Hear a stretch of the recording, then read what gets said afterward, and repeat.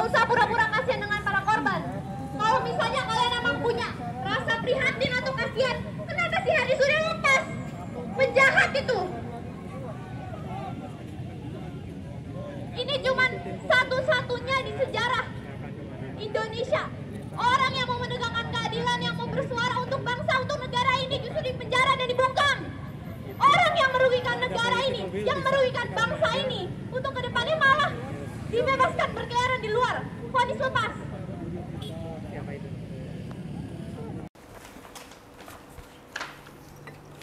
Oke, kawan-kawan atau rekan-rekan, sahabat-sahabat demokrasi and demokrasi dimanapun berada, salam demokrasi. Salam. Saya tangan kanan ya. Salam demokrasi. Demokrasi bagi mahasiswa ini dan pemuda. Nah, kembali kita ini di Opini Pemuda Menengah ya. OPM nih, OPM. Opini Pemuda Menengah. Bukan? Bukan yang itu lah. Kan sekarang namanya udah diganti sama pemerintah. Jadi ya. Jadi apa? KKB. Lebih halus lagi iya, bukan lebih halus. Sebenarnya itu lebih apalah. Karena kita pemerintah kita ini kan pintar pemerintah kita ini udah profesor baru pintar buat ini. Pengalian iya. itu atau buat nama-nama baru lagi. Jadi hari ini kita bahas apa nih, Bung Jericho? Ada kasus apa lagi yang menarik ini? Ini kita bahas sedikit ini yang diguncangkan lagi nih. Kasus baru lagi. Kasus baru lagi. Kasus mengguncang Indonesia ini ya. Nah, kasus lama tapi kembali hangat lagi nih. Berarti ada istilah namanya apa? Stok. Kasus lama stok baru atau bagaimana? No viral no justice ya. Berarti karena no viral no justice. Jadi karena viral akhirnya ini. Tapi belum justice, katanya belum justice itu, belum diadili ini. Kasus ini. Kemarin ada pemberitaan lah kan ya, baca-baca di media sosial dan ada juga di pemberitaan media cetak lah ya, media cetak, sorry ya, media online. Oke, kaki nih santai-santai aja. Nah, kasus Indosuria. Itu nama orang atau nama perusahaan itu? Nama perusahaan. Ini Koperasi Simpan Pinjam. Oh KSP, iya. Koperasi Simpan Pinjam Indosuria. Yang kerugian itunya 106 triliun rupiah. Angka yang sangat fantastis bukan kan? Itu angka yang sangat luar biasa itu. Iya. Itu kalau beli Amer tuh disiram di Jakarta banjir langsung gitu ya. Bung Ando tahu juga itu kasusnya itu? Tahu ya? Bung Ando tahu ya, saya baca-baca juga. Coba baca dulu saya.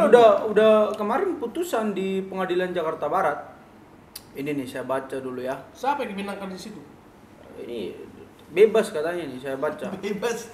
Coba baca dulu. Kronologi bos Indosuria bebas padahal dituntut 20 tahun. Saya baca dulu ya. Iya. Ini dari Jakarta, CNBC Indonesia. Ini pada tanggal 25 bulan 1 2023. Nah, beritanya ini nih. Terdakwa kasus dugaan penipuan dan penggelapan dana Koperasi Simpan Pinjam atau KSP Indosuria, Henry Surya divonis bebas atas segala dakwaan pada hari Selasa 24 bulan Januari 2023. Kasus ini telah berjalan berlarut-larut hingga menyita perhatian publik. Pada pembacaan vonis kemarin, Hakim Ketua Pengadilan Negeri Jakarta Barat Syarifuddin Ainur menyampaikan alasannya membebaskan Henry. Menurutnya perbuatan bukan merupakan tindak pidana. Menyatakan terdakwa Henry Surya tersebut di atas terbukti melakukan perbuatan yang didakwakan tetapi bukan merupakan tindak pidana, melakukan perkara perdata, ucap Syarifuddin. Henry Surya pun diminta untuk segera dikeluarkan dari rutan Salemba. Salemba ini, Salemba, tempat kita bermain biasanya kan, Salemba, cabang Kejaksaan Agung setelah sidang tersebut. Padahal sebelumnya ia dituntut 20 tahun bui dan denda 200 miliar rupiah, subsidiar 1 tahun kurungan dalam persidangan sebelumnya. Nah, kronologi singkat kasus Indosuria KSP. Menarik ke belakang, kasus Indosuria dimulai sejak laporan pertama ke Bareskrim Polri pada tahun 2020 Saat itu Henry langsung diamankan oleh Bareskrim Polri. Dalam keterangan korban, pada 24 Februari beberapa nasabah menerima surat dari Koperasi Indosuria bahwa uang di depositonya tidak bisa dicairkan. Indosuria berdalih uang itu hanya bisa diambil 6 bulan sampai 4 tahun tergantung nominal aset under management atau AUM. Selanjutnya pada 7 Maret, para nasabah mengaku menerima pemberitahuan via WhatsApp bahwa mereka bisa menarik tabungan mereka mulai 9 Maret dengan batas pengambilan 1 juta per nasabah. Wah, ini luar biasa juga nih ya. Iya ya. Dengan tingginya nasabah. Pada 12 Maret pun nasabah diundang untuk bertemu dengan pihak ISP. Pada pertemuan tersebut nasabah diminta memilih opsi pembayaran yang diinginkan. Akibat hal ini, isu Indosuria sempat mereda. Baru pada Juni 2021, isu Koperasi Simpan Pinjam Indosuria kembali menyeruak. Bahkan Dewan Perwakilan Rakyat Republik Indonesia sempat memanggil pihak Kementerian Koperasi atas kasus ini. Dari sini terungkap ternyata KSP Indosuria telah gagal membayar hingga masuk dalam proses penundaan kewajiban pembayaran uang atau PKPU. Persidangan pidana pertama kasus koperasi bermasalah ini pun mulai digelar pada September 2022. Kasus Indosuria disebut sebagai kasus pengungutan dana ilegal. Wih, bagaimana ini ya? Kasus pengungutan dana ilegal dari masyarakat terbesar di Indonesia. Pemungut ini saya ulang ya. Pemungutan dana ilegal dari masyarakat terbesar di Indonesia. Total dana yang dikumpulkan ditaksir mencapai 106 triliun dari 23.000 korban. Ini luar biasa. Mega korupsi. Ini gimana Bung Alfred atau Bung Ando ini menanggapi kasus putusan hakim ini? Saya kira ini putusan hakim ini. Aduh. Saya baru ini ingat kembali soalnya mengenai KSP, saya kira ini kantor staf presiden KSP.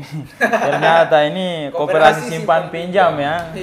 Soalnya ini KSP. Nah, kemarin sebenarnya ini isu-isu ini saya sudah baca juga nih. Nah, kan salah satu yang kemudian vokal ya, salah satu kuasa hukum dari korban nasabah Indosuria ini kalau tidak salah, itu Alvin Lim ya.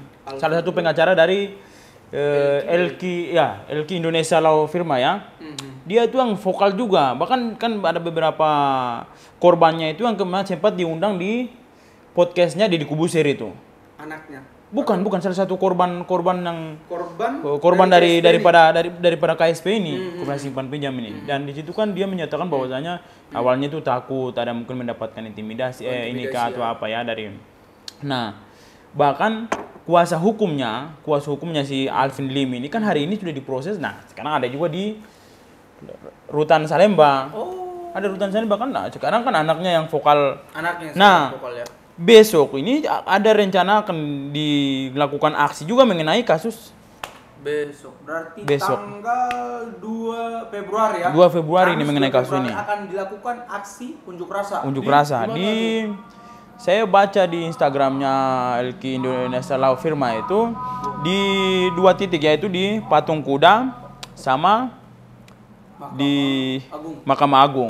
Nah, kalau Mahkamah Agung ini sama seperti yang berita yang ini baca ya, karena di mana Hakim Jakarta Barat ini pengadilan Jakarta Barat ini memutuskan bebasnya, putus bebas. Di mana kita kalau melihat bahwasanya ketika dilakukan konferensi pers dari Pak Mahfud MD sendiri ya, dia menyatakan bahwasanya ini kejahatan kejahatan yang sempurna dan luar biasa ini. Ini berarti artinya kejahatan sempurna dan luar biasa. Berarti memang itu masuk itu karena gimana dia bayangin 106 triliun yang dimana lebih daripada 23 nasabah yang kemudian dirugikan. 23.000. Ya, 23.000 ini, Pak. Bukan 23 dua orang, ini 1.000 malah. Jadi angkanya fantastis. Angka yang fantastis. Ini bahkan ini salah satu dibilang sama ini tuh ada kalau tidak salah itu kuasa hukum yang memang vokal juga yang hari ini lagi ini diproses atau sudah di rutan Salemba. Ini kan dia menyatakan bahwa ini skema ponzi yang luar biasa. Skema ponzi luar biasa itu modus investasi palsu yang membayarkan keuntungan kepada investor ini. Yang bukan berasal dari apa? Yang bukan berasal dari keuntungan ini. Jadi dia, gimana ya dia punya penjelasannya itu. Dia modus investasi bodong gitulah, investasi palsu. Memperalat nasabah. Ya, memperalat nasabah gitu. Hanya berdasarkan berita-berita itu kan kemudian nasabah yang kemudian mau mengambil uang kan harus dibatasi, harus bisa itu ambil 1 juta ya. Iya, 1 juta. Itu yang kemudian bisa dikatakan nggak sebagai pencucian uang, money laundering? Bisa. Ada terjadi kemungkinan itu bisa. Money laundering terjadi kemungkinan karena kan Pak Mahfud MD sendiri menyatakan bahwasanya kita pemerintah tidak boleh kalah ya dalam hal kasus Indosuria ini ya. Pemerintah dalam hal ini Kemenkumham juga ini artinya ini kasus yang sangat besar karena ketika bahkan bahwasanya dalam proses itu kan kasusnya itu udah dilaporkan sejak tahun 2020. Namun prosesnya baru pada saat prosesnya ini ada ancaman terhadap kuasa hukum. Artinya pengancaman ini dilakukan dari pihak ya, adalah keterlibatan oknum-oknum dari pihak kepolisian atau apa ini kan. Makanya orang bilang ada mafia hukum saja karena hukum siapa ya. Jadi tidak begitu. Itu. Jadi karena salah satu memang artinya kita patut menduga ya bahwa disinyalir ada terjadinya praktek-praktek mafia hukum lah di sana atau mungkin praktek transaksi mengenai putusan ini. Itu mungkin kita patut menduga itu. Bayangin, Bung. Misalnya ada interaksi atau transaksional di dalam sana dalam putusan ini. Kepada ini saya coba catat tadi kan. Undang-Undang nomor 17 tentang perkoperasian. Undang-undang nomor Undang-Undang perbankan nomor 10 tahun 1998 pada pasal 46. Itu pernyataan Mahfud MD Bapak Mahfud MD menghimpun dana dari masyarakat. Ya. Nah, apa keuntungan sama masyarakat? Ini kan menjadi konflik horizontal nih. Jadi antara KSP dengan nasabah. Lalu nasabah ini menuntut haknya, Indosuria ini bluffing dia ini. Ini kan itu tadi yang saya katakan, bisa dikatakan nggak ini sebagai pencucian uang? Ya, itu money bisa. laundering, ya kan? Nah, seperti yang Bung Alfred tadi sebut, skema ponzi tadi artinya modus investasi palsu yang membayarkan keuntungan kepada investor bukan berasal dari keuntungan yang kemudian diinikan dari ini nih. Para nasabah ini bukan dari para nasabah ini ya. Dari apa ini lagi? Undang-Undang nomor 8 tahun 2010 tentang pencegahan dan pemberantasan tindak pidana pencucian uang, TPPU ya. Ini kita bicara mengenai ini ya, dua. Ini kan Henry Surya dengan siapa itu direktur keuangan? Siapa itu direktur keuangan? June Indria. Itu divonis bebas sama hakim pada tanggal 24 kemarin kan. Ini Bung Alfred mengira ini menduga lah ya. Kita kan beropini kan. Kita beropini nih atas dugaan OPM kan. Opini kita pemuda menengah. Kita menduga disinyalir. Apakah ada keterlibatan dari Mahkamah Agung untuk mengintervensi kasus ini? Kira-kira ya. Mahkamah Agung. Nah, jadi kan kawan-kawan nih, keterlibatan Mahkamah Agung kepada hakim, karena kan Mahkamah Agung kan sebagai pengawas internal dari kehakiman kan, baru eksternalnya kan ada komisi yudisial. Iya, komisi yudisial. Jadi ada keterlibatan dari jadi mengintervensi kasus tentu bagaimana para korban-korban dari bisa dikatakan masa putusan perdata, putusan bebas baru dengan alasan ini sebenarnya kasus perdata gitu ya, kasus perdata. Jelaskan itu udah merugikan lebih daripada 23.000 nasabah. Pidana khusus ya. Tindak pidana khusus kalau kita mengambil dari hukumnya kan. Pidana khusus karena kerugian itu tadi ya. 106 triliun barang ini. 106 triliun. 106 triliun. Kalau kita ya aku bilang tadi korupsi-korupsi yang lain kan ya paling ya 2 miliar, 3 miliar. Masih sama dengan korupsi inilah Kemensos kemarin lah ya. Korupsi masa zaman Covid lah ya. Ya sendiri. Iya. Ada nggak kira-kira ini kita terlibat? Ya, saya pikir tentu dugaan kita harus menduga hal itu ya. Gimana? Kita harus Karena menduga. begini tadi, Bung Albert tadi kan sampaikan nih, kawan-kawan ataupun korban dari nasabah Koperasi Simpan Pinjam Indosuri ini akan melakukan aksi demonstrasi di hari Kamis tanggal 2 Februari di Mahkamah Agung sama di Patung Kuda. Karena mendesak presiden dan mendesak Mahkamah Agung. nah karena Kenapa mereka ke sana? Kan begitu kira. Iya. Nah, apa yang mau mereka tuntut ini kira-kira? karena gini, posisi kantornya Indosuria ini, kantor koperasi ini dia tepat ada di jalan Ring 1 lah istilahnya. Ring 1 dari Istana Presiden. Artinya kan teman-teman ini kan daerah steril kan. Kita tahu lah. Gitu mungkin ya. Selama beberapa hari ini ketika teman-teman turun aksi di istana itu kan tidak bisa sampai ke sana karena itu dikatakan real di satu mengenai teman-teman mulai Omnibus Law, Cipta Kerja sama kenaikan BBM, RKUHP itu kan teman-teman hanya bisa diberikan akses untuk melakukan demonstrasi di Patung Kuda saja, nggak sampai ke sana. Nah, salah satu kantor ini, nah Indosuria ini ternyata ada di situ, daerah Ring 1 nih. Nah, artinya di situ penyampesannya tidak hanya sampai ke ini, tapi juga sampai juga kepada presiden kan. Dimana dalam hal ini pemerintah itu Mahfud MD juga dengan tegas mengatakan kita pemerintah jangan kalah dengan kasus ini kan, kasus putusan ini. Oke, pernyataan itu ya bisa kita terima lah, jangan kalah. Pemerintah jangan kalah kepada mafia hukum, ya kan? Potretnya begitu atau tidak? Iya, Kan begitu. jadi- Kalau memang pemerintah tegas, kenapa ini dihukum bebas? Ya itu Diponis bebas sama hakim. Tapi sudah merugikan juga kan, Merugikan nasabah 23.000 23.000 yang ya. dikorbankan. Ini Apakah kasus yang- pemerintah memikirkan nasib dari 23.000 orang? Sampai mungkin yang 23.000 ini jual tanah, jual coba. apa, jual mobil, surat gade-gade. 23.000.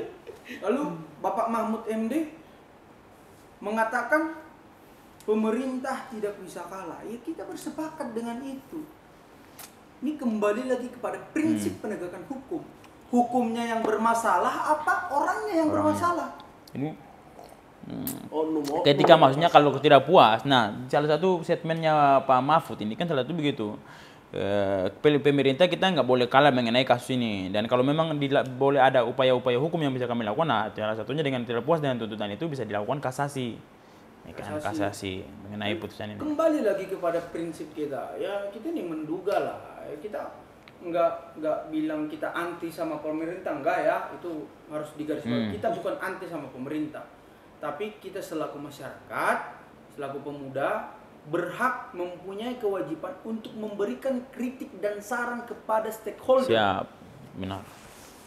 Apalagi berbicara soal kedaulatan masyarakat loh, hak hidup dari masyarakat loh. Ya kita nggak mengenal masyarakatnya itu kelas menengah ke bawah atau kelas menengah ke atas.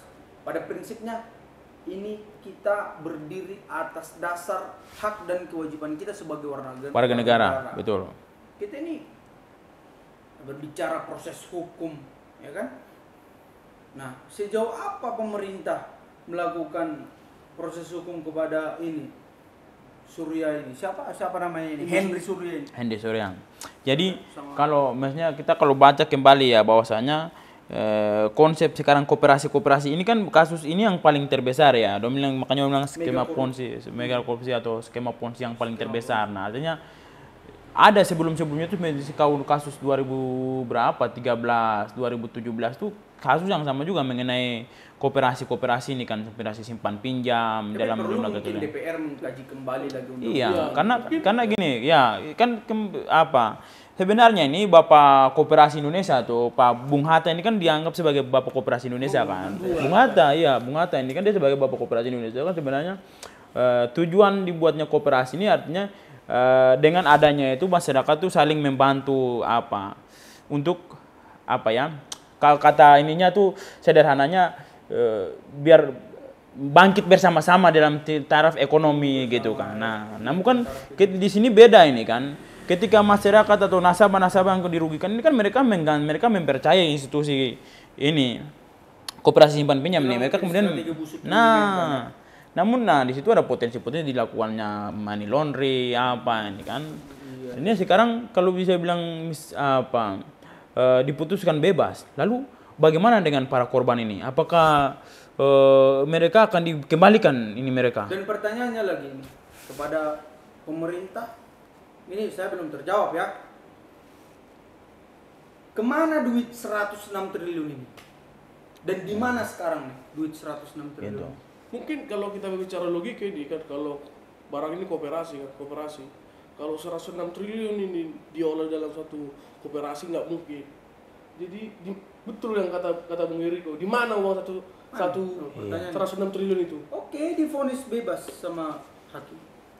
Letak dari duit ini ya. 106 triliun prakteknya lah di mana nih? 106 triliun di mana? Siapa yang berhak untuk mengelola itu? Apakah itu udah dimakan sama yang punya lah ya, pengelola KSP? Sama oknum Koperasi simpan pinjam Indosuria, apakah itu sudah dimakan? oknum-oknum yang ada di kantor ini. Kalau dimakan, lalu harusnya hakim melihat seperti apa putusan yang harus diambil sama hakim ini. Iya. Kalau itu dimakan, lalu itu bisa dikatakan sebagai penipuan nggak?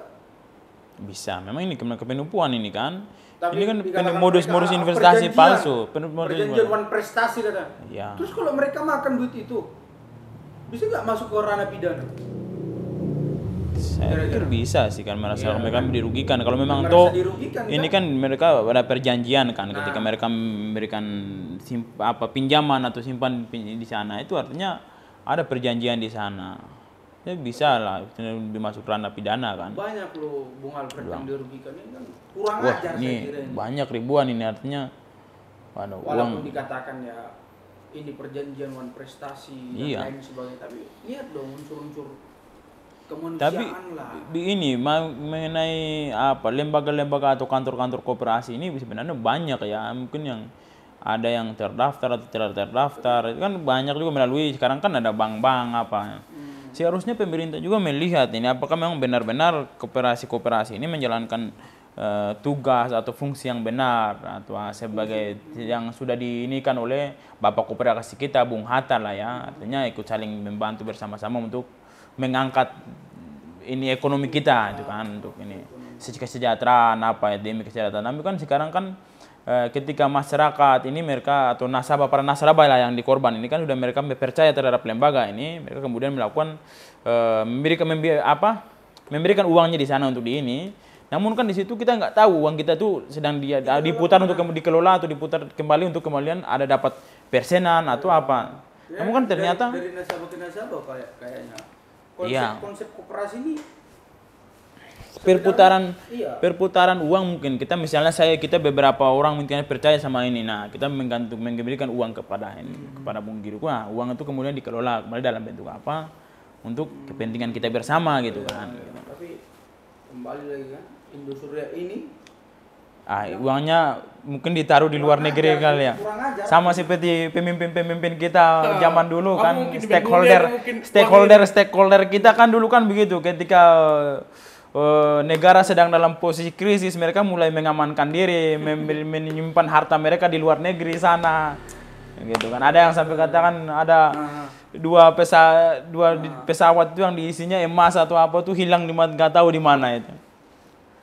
Jadi kita harus sebagai masyarakat yang memang juga ini kita harus pintar juga. Kita harus ketika kita mempercayai suatu lembaga untuk itu kita harus memang benar-benar pintar. Baru pemerintah juga harus ikut membantu memberikan sosialisasi atau ini kepada masyarakat supaya masyarakat ini memang benar-benar ini ya tidak terjadi hal-hal seperti begini, karena ini kasus yang terbesar ya. Atau ini biar menjadi pembelajaran juga buat masyarakat kita. betul. Gitu. Nah, satu lagi kembali Bung, mana teman-teman yang mau aksi besok ini, nah itu saya kembali lagi bahwasanya memang bisa kita menduga bahwasanya ini ada permainan di Mahkamah Agung atau apa, oknum di dalam ini kan. Sebenarnya kok bisa uang sebesar 106 triliun dengan korban sebanyak 23 ribu orang ini Tapi diputus bebas, bayangin. Iya, makanya itu duit Lalu, itu kemana? apakah setelah diputus bebas itu korban kerugian daripada nasabah ini akan dikembalikan? Kan Menjadi pertanyaan. Kalau dikembalikan, iya kan? ya kalau katakanlah dikembalikan, ya ngapain diponis gitu loh? Yang mending diselesaikan secara kekeluargaan melalui perjanjian yang mereka buat. Ya, bisa. Kan nggak hanya menguak aja. Terus kalau memang mau dikembalikan, ya ngapain pakai jalur hukum? Saya kira. Ya kita tahu sendiri potret kayak begini kok potret hukumnya. Iya. Putusannya putusan apa dia bilang? Vonisnya bebas. Lalu apa langkah yang harus diambil para nasabah ini? Nasabah ini ya. Ya kan? Ini sama aja kembali lagi. Langkah yang diambil sama nasabah nanti membuat gugatan lagi ke pengadilan.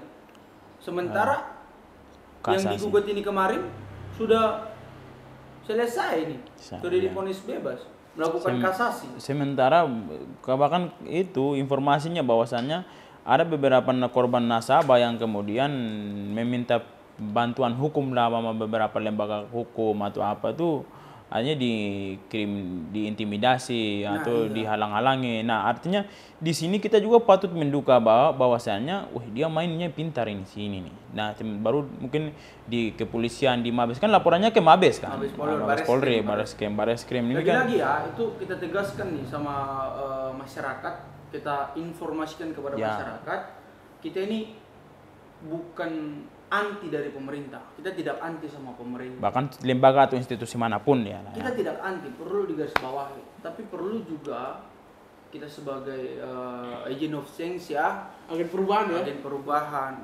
kontrol sosial, perlu kita mengkritisi segala kebijakan, segala problem yang ada di masyarakat. Tentu ini juga kalau saya katakan, kau selalu mengkritik. Ando selalu mengkritik, Bung Alfred selalu mengkritik. Lalu apa sarannya? Sarannya. Solusinya, ya tentu pemerintah sudah mempunyai regulasi khusus untuk memberikan saran kepada masyarakat. Ya. Nah, sarannya ada di mana? Atau apa solusi dari Bung Alfred, Bung Ando kan? Tentu masyarakat bertanya. Nah, solusi ini pemerintah sudah mempunyai solusi yang terbaik karena mereka sudah ditugaskan. Ya.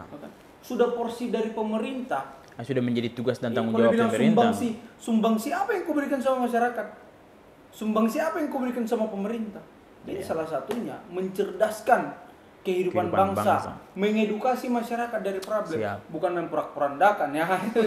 Bukan memprovokasi atau apa. Jangan sampai ada yang kemudian mengiring. Tingkat literasi Indonesia kan masih ya bisa dikatakan di angka berapa persen sih? Iya, betul. Nah, ini perlu ini edukasi nih. Dan pemerintah juga penting memberikan sosialisasi kepada masyarakat ya. Apalagi yang berada di pelosok negeri, ya kan? Dapat mengakses lah. Ini perlu. Betul gak? Ya kan? Itu betul. Bukan anti sama pemerintah. Kita bukan anti. Mendukung pemerintah untuk menyelesaikan kasus hukum. Tapi di mana letak-letak kebijakan yang kita kira tidak relevan sama kondisi sosial dan kondisi hukum, ya kita berhak mengkritik. Iya. Ya kan itu tadi, kita berhak beropini. Kita juga menduga dan mensinyalir adanya praktek-praktek mafia hukum. Ada dalam transaksional di dalam proses putusan pengadilan apa itu kan kita sudah biasa lah. Bahkan kita di Indonesia bilang negara hukum di mana yang mana dalam pasal 1 ayat 3 menyatakan bahwa negara kita negara hukum. Namun pada prakteknya ketika artinya dalam hal ini di mana masyarakat sudah memberikan kepercayaan kepada institusi Polri, Mahkamah Agung yang sebagai apa ini yang menjalankan hukum ya atau sebagai fungsi ini yang kemudian ini tapi tidak kemudian dalam putusannya seperti ini kan orang masyarakat akhirnya jadi nggak percaya apa benar sih negara kita ini negara hukum kan ya kan. Orang masih mempertanyakan. Itu tersentuh sama siapa? Sama masyarakat yang tidak mempunyai duit. Itu tadi hukum transaksional, hukum jual beli. Iya. Ya memang jelas lah saya katakan itu. Saya bukan ya menduga ya, walaupun itu pada praktiknya tidak terungkap ke publik. Tuh, kita berhak menduga loh, praduga tidak bersalah itu dibenarkan. Ketika tidak ada praduga tidak bersalah, maka disitulah kelunturan hukum saya kira. kelunturan demokrasi. Demokrasi. Saya kira ya. Nah, kenapa saya katakan kalau kita tidak bisa berpraduga, ini bakalan adem. Isu ini atau kasus ini bakalan adem ayam, Bung. Gitu-gitu aja nanti Nggak nggak ada yang bahas apa ya betul. Itu kembali lagi saya tegaskan nih, kita bukan anti sama pemerintah itu. Sementara korban para nasabah dari KSP ini akan tiap malam paling tidur dengan penyesalan kenapa mereka harus mempercayai suatu institusi yang kemudian merugikan mereka ya, merugikan mereka. Baru mana pemerintah dalam hal kerugian yang kemudian dialami oleh nasabah dari KSP ini kan begitu. Jadi saya juga begitu, Bung. Maksudnya saya menduga juga bahwasanya ini ada permainan. Makanya kita juga masyarakat bahkan para korban nasabah ini kan perlu memang harus dilihat sama pemerintah lah. Iya, Bung. Atau sama wakil kita ya, sebagai fungsi mereka. Iya. Fungsi undang-undang, pembuat undang-undang, fungsi pengawasan, dan fungsi apa satu lagi tuh? Pembuat undang-undang, pengawas kebijakan lah, fungsi mereka kan. Lalu apa ya satu lagi? Apa? KPK, DPR. DPR. Saya lupa. Pelaksana. Lagi. Sebagai fungsi anggaran. Nah, fungsi anggaran, fungsi pengawasan, dan pembuat undang-undang. Harusnya mereka juga melihat ini. Iya, karena ini kan memang banyak warga yang kemudian dirugikan daripada ini kan. Kalau toh memang koperasi pinjam yang memang wakil-wakil kita kan itu harus mesti ini. tapi Bung Andi ini dari tadi kayaknya diam-diam ini, coba ya kritik lah kan. Bung Andi ini kan pengkritik ini. Yang sampai dia udah di barisan. Bung, saya kira cukup ya sampai di sini ya. Kita kalau bahas panjang ini bahaya nih. Kawan-kawan dan rekan-rekan atau kepada masyarakat Indonesia, beginilah potret hukum yang terjadi di Indonesia. Untuk itu, harapan kita kepada penegak hukum, harapan kita kepada pemerintah, tentu rumuskanlah kebijakan itu dan lakukanlah pekerjaanmu dan tunaikanlah pekerjaanmu itu dengan kau memperhatikan dan melayani masyarakat. Indonesia. Dan kepada masyarakat Indonesia, kita jangan mau dibodoh-bodohi oleh para oknum yang menyalahgunakan jabatannya, yang tidak memperdulikan masyarakat Indonesia, yang tidak melihat kondisi hukum di Indonesia. Untuk itu, masyarakat, pemuda, mahasiswa, bijaklah kita dalam melihat kebijakan pemerintah. Lawan mafia hukum. Lawan mafia hukum. Salam demokrasi. Salam pemuda. Karena Indonesia ini bukan negara gila, bukan negara gereji, tapi negara demokrasi. Tetapi opini pemuda menengah di Demokrasi and Demokrasi